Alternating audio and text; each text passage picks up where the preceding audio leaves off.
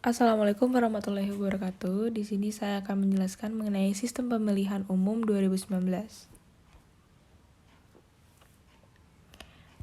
Yang pertama ada pengertian pemilihan umum.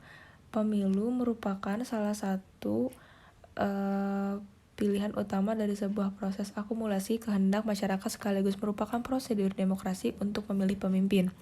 Pemilu diyakini sebagai mekanisme pergantian kekuasaan atau suksesi yang paling aman bila dibandingkan dengan cara-cara lainnya. Dalam pemilu, aspirasi rakyat dimungkinkan berjalan secara ajak. Pada pemilu pula, rakyat pemilih akan bisa menilai. Para kontestan pemilu dapat menawarkan visi misi dan program kandidat sehingga mereka akan tahu kemana arah perjalanan negaranya. Lalu ada pemilihan umum legislatif, pemilihan universal anggota Dewan Perwakilan Rakyat, Dewan Perwakilan Wilayah, serta Dewan Perwakilan Rakyat Wilayah 2019 diselenggarakan pada 17 April 2019 untuk memilah 575 anggota Dewan Perwakilan Rakyat, 136 anggota Dewan Perwakilan Wilayah, dan anggota Dewan Perwakilan Rakyat Wilayah se-Indonesia periode 2019. Lalu ada pemilihan umum presiden. Pemilihan universal presiden Indonesia 2019 adalah suatu proses demokrasi buat pemilih presiden dan wakil presiden. Republik Indonesia periode 2019 sampai 2024, pemilihan universal ini dimenangkan oleh pasangan Joko Widodo Ma'ruf dan juga pasangan Ma'ruf Amin dengan perolehan suara 55,50% diiringi oleh Prabowo Subianto dan juga Sandiaga dengan perolehan suara 44,50%. Pemilihan ini dilaksanakan serentak dengan pemilihan universal legislatif. Tujuan dan asas pemilu.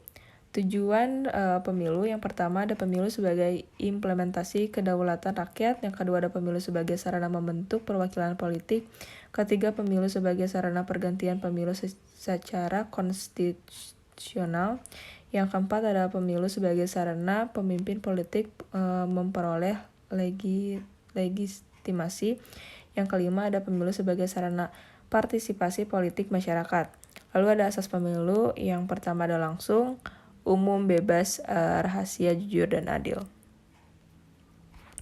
Ada fungsi pemilu yaitu legitimasi politik, yang kedua ada fungsi perwakilan politik, pergantian atau sirkulasi elit penguasa, ada sarana pendidikan politik.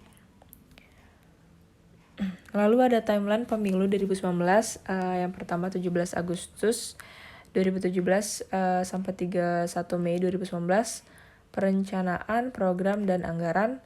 Lalu ada 1 Agustus 2017 sampai 28 Februari 2019, penyusunan peraturan KPU.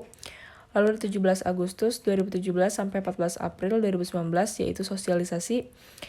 Yang selanjutnya ada 19 Februari 2018 sampai 17 April 2019, penyelesaian sengketa penetapan partai politik peserta pemilu. Lalu ada 3 September 2017 sampai 20 Februari 2018, pendaftaran dan verifikasi peserta pemilu.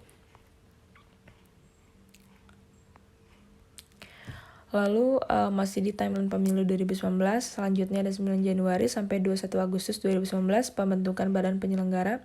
Lalu ada 17 Desember 2018 sampai 18 Maret 2019,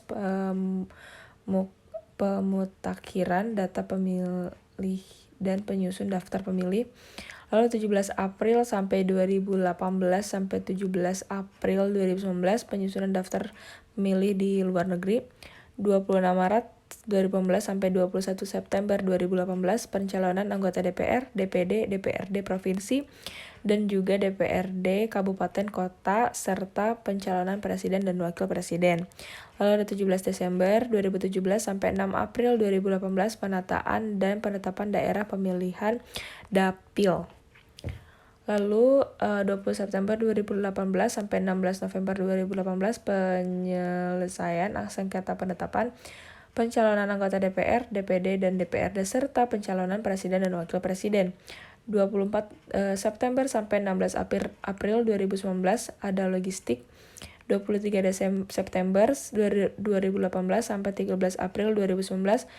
2019 kampanye calon anggota DPR, DPD, dan DPRD, serta pasangan calon presiden dan wakil presiden. Lalu ada 14 April 2019 sampai dengan 16 April 2019 masa tenang. 22 September 2018 sampai 2 Mei 2019 laporan dan audit dana kampanye. Lalu ada 8 April 2019 sampai 17 April 2019 pemungutan dan penghitungan suara. 18 April 2019 sampai 22 Mei 2019 rekapitulasi perhitungan suara. 23 Mei 2019 sampai 15 Juni 2019 penyelesaian sengketa hasil pemilihan presiden dan wakil presiden. Agustus sampai Oktober 2019 pengucapan sumpah atau janji. Juli sampai September 2019 peresmian keanggotaan. Lalu ada perolehan suara pemilih 2019 kandidat pemilihan umum eksekutif periode 2019 sampai 2024. Dengan Joko Widodo dan juga Ma'ruf Amin 55,5% dan juga Prabowo Subianto dan juga Sandiaga Uno ada di 45,5%.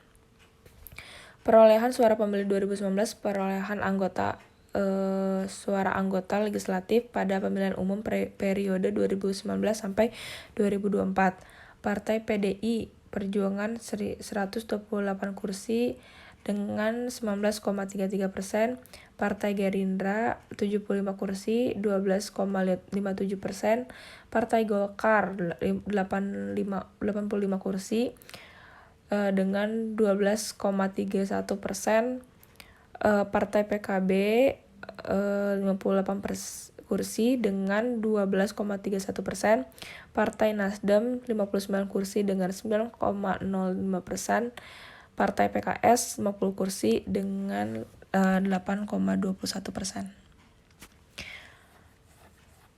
Perolehan suara anggota legislatif pada pemilihan umum periode 2019 sampai 2024 masih Partai Demokrat 54 kursi 7,77%, Partai PAN Topan 44 kursi 6,84%, Partai PPP 19 kursi 4,52%. Lalu ada isu yang berkembang selama pemilu 2019. Yang pertama ada isu komunisme dan primordialisme agama. Yang kedua ada tenaga kerja asing asal Cina. Yang ketiga ada isu 7 kontainer surat suara yang sudah dicoblos. Lalu ada yang keempat larangan azan. Yang kelima ada penerbitan tabloid Indonesia Barokah.